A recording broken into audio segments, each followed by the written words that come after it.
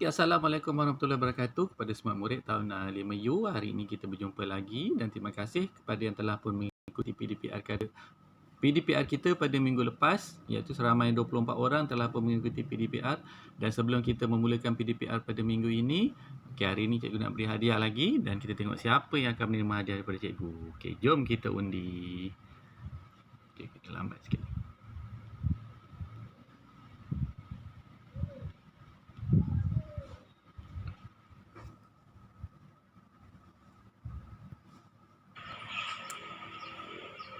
Nombor yang ke-20. Kita tengok siapa berada di tempat ke-20. Muhammad Afan bin Johar. Tahniah Muhammad Afan. Jadi ini hadiah untuk kamu. Tempat meletak alat tulis. Jadi boleh ambil lah hadiah kamu ini di pondok pengawal sekolah kita. Jadi jom kita tengok apa yang kita nak belajar pada minggu ni. Hari ini kita nak belajar tentang sistem peredaran darah. Jadi dalam badan kita ni, kita pun tahu ada darah dan darah kita tu dia tidaklah kekal satu tempat aja. Dia beredar dalam tubuh kita dengan tujuan-tujuan yang tertentu. Jadi objektif kita dalam sistem peredaran darah ini adalah untuk menamakan 3 bahagian utama dalam sistem peredaran darah manusia. Yang kedua, menyatakan fungsi bagi setiap bahagian dalam sistem peredaran darah. Dan terakhir sekali, memerihalkan peredaran darah dalam tubuh manusia. Memerihalkan ni maksudnya menceritakan bagaimana darah tu mula-mula dia mengalir daripada mana ke mana. Macam tu. Jadi kita tengok objektif kita yang pertama. Untuk menamakan bahagian penting dalam sistem peredaran darah. Ini adalah lanjutan daripada apa yang kita dah belajar pada tahun 4 dulu. Tahun 4 dulu kita belajar tentang pernafasan. Kita belajar bahawa apabila kita menarik nafas, lebih banyak udara yang mengandungi oksigen disedut masuk dan oksigen yang lebih kandungan karbon dioksida akan dihembus keluar. Kita belajar sampai tu saja. Tapi dalam tahun 5 ni kita nak belajar bahawa peredaran darah ini apabila oksigen disedut masuk, dia akan memasuki sistem peredaran darah kita. Di sini kita mula dari peparu. Apabila kita menarik nafas, kita akan menyedut gas oksigen. Gas oksigen ini akan daripada peparu tadi, sebelum dihembus keluar, dia akan pergi kepada saluran darah kita. Nampak tak yang ni? Ni. Dalam saluran darah ni, kita nampak tu ada kepingan-kepingan. Itu adalah salah satu bahagian dalam darah kita. Oksigen akan menumpang di bahagian yang ada kepingan-kepingan ni tadi. Kepingan-kepingan ni adalah salah satu kandungan dalam darah kita dan dia akan membawa oksigen ke jantung kita. Jadi kalau nak senang kata, ibarat oksigen ni dia macam kita lah menumpang pada kenderaan. Kenderaan tu apa? Inilah dia kepingan-kepingan ni. Dalam darah kita. Jadi dia akan menumpang di situ dan dibawa oleh darah ni tadi melalui jalan dia. Jalan dia, kalau kereta kita berjalan, darah ni pun ada jalan dia, iaitu salur darah. Daripada oksigen tadi tu akan masuk ke dalam salur darah dan akan diangkut oleh darah, kepingan-kepingan tu tadi, dan akan menuju ke jantung kita. Kat sini jantung kita. Disangkut pula. Dia akan masuk ke satu bahagian dalam jantung kita ni. Ni jantung sebelah kiri. Yang ini. Maknanya kalau kita menghadap daripada skrin tu menghadap ke depan, bahagian yang warna merah ni adalah bahagian yang mengandungi oksigen, dan akan masuk ke bahagian jantung di sebelah kiri. Bila dia masuk, ke mana pula dia pergi? Dia akan dipam keluar, ke anggota badan kita ni. Kat situ dia akan hantar ke mata, Ini semua darah yang mengandungi oksigen. Yang warna merah tu darah yang mengandungi oksigen. Hantar ke mata, hantar ke kaki, hantar ke tangan, hantar ke seluruh bahagian badan kita yang memerlukan oksigen, otak dan sebagainya. Nampak tak kat sebelah situ tu ada, sebelah ni cikgu letakkan gambar pelita. Apa kaitan dia? antara pelita ni pula. Okey, dia senangnya macam ni. Okey, untuk pelita kita ni, dia menyala. Okey, dia menyala tu dia buat kerja lah. Macam badan kita buat kerja, kita bersenam, kita berfikir, kita membaca. Okey, itu kita buat kerja. Jadi, untuk kita buat kerja, kita perlukan oksigen. Oksigen ni tadi yang dihantar daripada peparu ke jantung dan jantung pump semula ke bahagian badan kita. Supaya boleh sampai ke semua bahagian.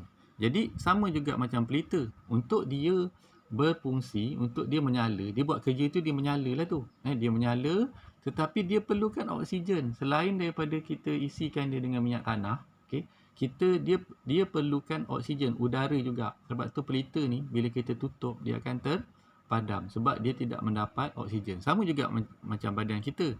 Kita ada tenaga juga. Tetapi bukan tenaga petrol, bukan tenaga minyak tanah. Kita dapat tenaga ni daripada makanan dan tenaga tu perlu bergabung dengan oksigen untuk kita buat kerja. Okey, dan apabila kita buat kerja macam pelita, dia buat kerja dia menyala, dia akan menghasilkan bahan buangan dia. Nampak tak asap tu? Okey, asap dia. Jadi sama juga dengan badan kita. Bila badan kita buat kerja, dia gunakan tenaga dan oksigen, dia akan menghasilkan bahan buangan sisa dia, iaitu apa? Itu yang kita panggil sebagai karbon dioksida. Jadi karbon dioksida ni dia perlu dibuang daripada badan. Okey. Jadi bila kita bersenam apa semua, karbon dioksida terhasil, okey, dia akan hantar ke jantung balik semula. Okey. Di sebelah kanan pula. Okey, dia hantar kat situ dan masuk bahagian jantung belah kanan tu, okey, daripada atas, okey. Okey, kemudian dia ke bawah, dia dipam, ditolak ke peparu. Okey. Dan daripada peparu ni pula dia akan meninggalkan peparu, okey. Dan akan dihembus keluar apabila kita menghembus nafas. Jadi karbon dioksida ni yang biru ni siapa yang bawa dia pula? Sama juga. Dia menumpang pada kepingan-kepingan dalam darah kita tu tadi. Okey. Jadi 3 organ penting yang terdapat pada sistem peredaran darah kita. Yang pertama peparu, okey, untuk dia menerima oksigen, okey, terlebih dahulu dan juga menerima karbon dioksida di peringkat akhir sekali. Okey, tempat di mana peparu ialah tempat pertukaran antara gas oksigen dan karbon dioksida. Itu yang pertama, peparu. Dan apabila daripada peparu, okey, darah itu akan dihantar ataupun diterima balik ke peparu melalui bahagian yang kedua yang kita panggil sebagai salur darah. Itu jalan dia. Kalau dia ada peparu je, jalan dia tak ada, saluran tak ada, dia tak akan sampai juga. Okey. Jadi organ yang kedua atau bahagian kedua ialah salur darah. Dan bahagian yang ketiga ialah ni dia, jantung. Ini pun benda yang sangat penting sekali dalam badan kita, jantung. Jadi dia akan mengepam darah yang ada oksigen ke bahagian badan dan akan mengepam darah yang mempunyai karbon dioksida ke peparu balik semula. Okey. Jadi ini 3 dia. Okey. Bahagian utama. Okey. Jantung mengepam darah ke peparu dan ke seluruh anggota badan. Okey, waktu bila dia pam ke seluruh anggota badan, pada yang inilah bahagian kita tengok yang merah ni. Okey, daripada jantung dia pam ke seluruh badan. Okey, dan apabila dia menerima balik darah yang ada karbon dioksida, dia akan pam ke peparu. Tu dia kata mengepam darah ke peparu dan ke seluruh anggota badan. Okey, jadi itulah bagaimana darah kita beredar dalam tubuh kita. Okey, jadi untuk kamu lebih faham lagi, kita ikuti video ni. Okey. Lambat sikit. Okey, apabila kita menyedut udara, okey, kita akan menyedut oksigen. Oksigen akan masuk ke dalam peparu melalui trakea, okey, ada kiri kanan. Okey, dia akan masuk ke peparu dan sampai ke peparu. Okey, di hujung peparu sekali, bahagian hujung sekali, oksigen tu akan pergi kepada bahagian, nampak tak pundi-pundi ataupun bola-bola warna putih tu. Itu bahagian hujung peparu kita dalam setiap peparu. Dan nampak tak salur darah yang berada yang menyelubungi bahagian pundi-pundi itu tadi. Okey. Jadi apa yang berlaku ialah oksigen tu tadi yang kita masuk ke dalam peparu sampai ke hujung, okey. Kita tengok, okey, oksigen tu akan nampak dia menumpang dekat darah tu tadi. Okey, dan darah tu akan dipam masuk ataupun disedut masuk ke dalam jantung kita. Daripada atas masuk ruang yang pertama, okey. Kemudian dia akan masuk ke ruang yang bawah, okey. Okey. Bahagian ni lebih kuat, okey. Dia akan masuk situ dan akan dipam. Bila jantung kita mengecut, dia akan mengepam darah tu keluar balik semula. Okey. Ke mana? Okey, dia akan pam darah yang ada oksigen tadi tu ke seluruh badan. Yang ni kita fokus kat tangan lah, tapi dia tangan, mata, kaki, otak. Okey, bila sampai kat tangan, okey, kita buat kerja, tu yang akan dia bertukar balik. Dia akan oksigen tadi akan ditukarkan menjadi karbon dioksida masa kita buat kerja. Ini sebagai buangan, dan buangan itu akan dihantar balik ke jantung melalui satu salur yang lain lah. Sampai ke jantung. Masuk ke dalam jantung, okey, masuk ruangan atas, okey, dia ada nama-nama dia sebenarnya. Dan masuk ke ruangan bawah, ke mana boleh lepas ni. Okey. Dan apabila jantung kita mengepam lagi, dia akan pam balik semula darah yang ada karbon dioksida tu tadi keluar. Okey.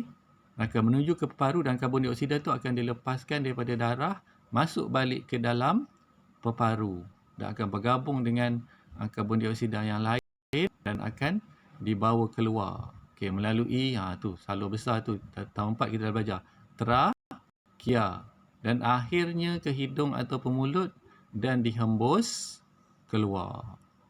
Okey, itulah yang berlaku. Okey, jantung kita mengepam setiap masa darah oksigen dan darah yang ada karbon dioksida masuk sama-sama. Tapi yang ada oksigen daripada peparu ke seluruh anggota badan dan yang ada karbon dioksida ni daripada anggota badan ke peparu untuk dikeluarkan balik semula. Jadi macam inilah rupanya jantung kita dan akan begitulah yang berlaku setiap masa dalam badan kita. Pertukaran tu berlaku antara darah oksigen dan yang tak ada oksigen berlaku dan ada karbon dioksida berlaku setiap masa. Okey? Dia agak rumit sikit tetapi kita boleh faham dia sebenarnya. Kita boleh tengok video ni berulang kali dan cikgu harap kamu dapat menyatakan sekurang-kurangnya 3 anggota badan, okey, yang membantu pengaliran ataupun peredaran darah dan menyatakan fungsi bagi setiap anggota badan tersebut dan memerihalkan ataupun menceritakan balik bagaimana peredaran darah berlaku dalam tubuh kita.